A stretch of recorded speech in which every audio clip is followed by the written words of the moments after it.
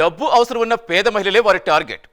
అలాంటి పేద మహిళలను ఎగ్ డోనర్స్గా, సరోగేట్ మదర్స్గా మార్చేస్తున్నారు. తద్వారా కోట్లాది రూపాయలు ఆర్జిస్తున్నారు. వారిని ఆదుకోవటం, ఆ తర్వాత వారిని వాడుకోవటం ఈ ముఠాకు వెన్నతో పెట్టిన విద్య. ఇలాంటి ఓ సరోగసి ముఠా గుట్టు మేడ్చల్ పోలీసులు రట్టు చేస్తారు. ఈ దందాలో సూత్రధారులైన తల్లి కొడుకులు లక్ష్మీరెడ్డి, నరేందర్ రెడ్డిలను అరెస్ట్ చేస్తారు.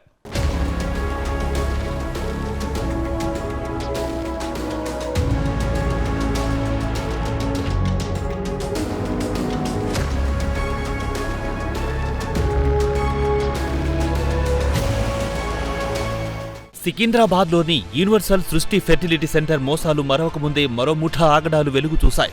కుటుంబ పరిస్థితులు, ఆర్థిక ఇబ్బందులను అవకాశంగా తీసుకుని మహిళల అందాలు, గర్భానికి ధరకట్టిన అక్రమార్కుల గుట్టును మేడ్చల్ పోలీసులు రట్టు చేశారు. సరోగసి అంగీకరించిన వారితో సహా 9 మందిపై కేసు నమోదు చేశారు. ఈ దందాలో సూత్రధారులైన తల్లి కొడుకులు లక్ష్మీరెడ్డి, నరేందర్ రెడ్డిలను అరెస్ట్ చేశారు. పేట్ బషీర్బాద్లో రంగారెడ్డి జిల్లా వైద్యాధికారి ఉమాగౌరి, పోలీస్ అధికారులు వివరాలు వెల్లడించారు.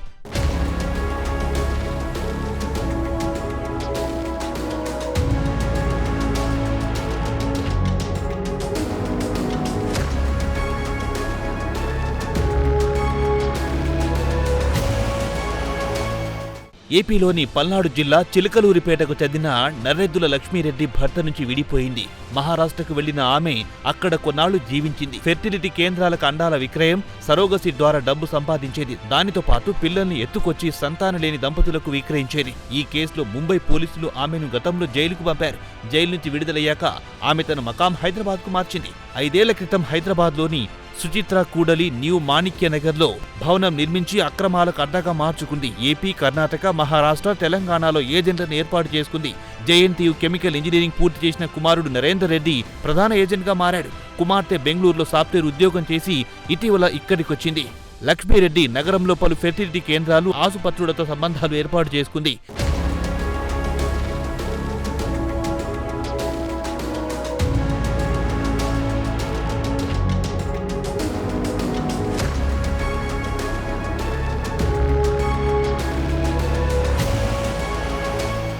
ఏజెంట్ల ద్వారా పేద కుటుంబాల్లోని మహిళలకు డబ్బు ఆశ చూపి అండాలు, సరోగసి కోసం వీరు ఒప్పందం కుదుర్చుకునేవారు.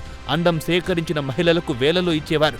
సరోగసి మహిళలను తీసుకొచ్చినందుకు ఫెర్టిలిటీ కేంద్రాలు సంతాన లేని దంపతుల నుంచి 10 నుంచి 20 లక్షలు వసూలు చేసేవారు. మహిళలకు కేవలం 4 నుంచి 5 లక్షలు మాత్రమే ఇచ్చేవారు. ఆమె ఇంటికి నిత్యం మహిళలు వచ్చిపోతుండటంతో అనుమానించిన స్థానికులు పోలీసులకు సమాచారం ఇచ్చారు. మేడ్చల్ జిల్లా వైద్యాధికారి ఉమాగౌరి, మేడ్చల్ ఎస్ఓటీ, పేట్ బషీర్బాద్ పోలీసులు తనిఖీలు నిర్వహించారు. గర్భధారణ మందులు, హార్మోన్ ఇంజెక్షన్లు, బాండ్ పేపర్లు, ప్రామిసరీ నోట్లు, 6.47 లక్షల నగదు, ల్యాప్టాప్ స్వాధీనం చేసుకున్నారు. తల్లి కొడుకులను పోలీసులు అదుపులో తీసుకున్నారు. మెడికల్ సంబంధించిన సబ్జెక్ట్ కాబట్టి డిఎంహెచ్ఓ గారు కూడా ఇన్ఫర్మేషన్ ఇచ్చి వారి యొక్క ఆధ్వర్యంలో ఈ యొక్క రైడ్ చేయడం జరిగింది. దానికి సంబంధించినటువంటి మెటీరియల్ అవన్నీ కూడా సీజ్ చేసిన. ఇందులో క్యాష్ కూడా 6,47,000 రూపాయల క్యాష్, తర్వాత ల్యాప్టాప్స్, ప్రామిసరీ నోట్స్, ఎందుకంటే వాళ్ళ దగ్గర నుంచి ఎంత మాట్లాడుకున్నారు ఏంటి అనేది రాసుకోవడానికి ప్రామిసరీ నోట్స్, బాండ్ పేపర్స్, తర్వాత ప్రెగ్నెన్సీ మెడిసిన్స్, హార్మోనల్ ఇంజెక్షన్స్. ఇక్కడ Sai Leela and Neha from Hegde hospitals అని చెప్పేసి వాళ్ళ యొక్క కేస్ షీట్స్, లెటర్ ప్యాడ్స్ ఇవన్నీ కూడా సీజ్ చేయడం జరిగింది. ఈ లక్ష్మీరెడ్డి మీద గతంలో ముంబై, మహారాష్ట్రలో కూడా కేసు నమోదైంది.